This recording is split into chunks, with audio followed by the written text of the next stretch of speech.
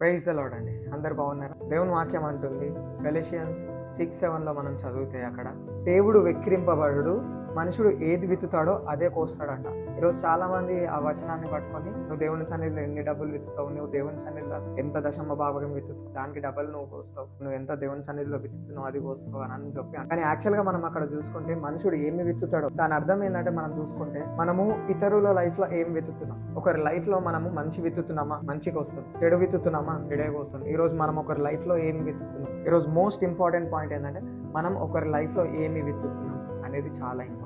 ఇష్టం వచ్చినట్టు వాళ్ళని వీళ్ళని హర్ట్ చేస్తుంటారు, వాళ్ళని వీళ్ళని బాధ పెడుతుంటారు, వాళ్ళని వీళ్ళని మోసం చేస్తూ బ్రతుకుతుంటారు. కానీ దేవుడు వాక్యం అంటుంది, దేవుడు వెక్కిరింపబడడు, మనుషుడు ఏమి విత్తుతాడో, మనం వాళ్ళ లైఫ్ లో ఏమి విత్తుతున్నామో అది మనం కంపల్సరీ ఒక రోజు కోసం. మన ఫ్రెండ్స్ జీవితంలో మనం ఏమి విత్తుతున్నాం, మన కుటుంబంలో మనం ఏమి విత్తుతున్నాం, దేవుని కోసం మనం ఏమి విత్తుతున్నాం, పరలోక రాజ్యం కోసం మనం ఏమి విత్తుతున్నాం ఈ రోజు.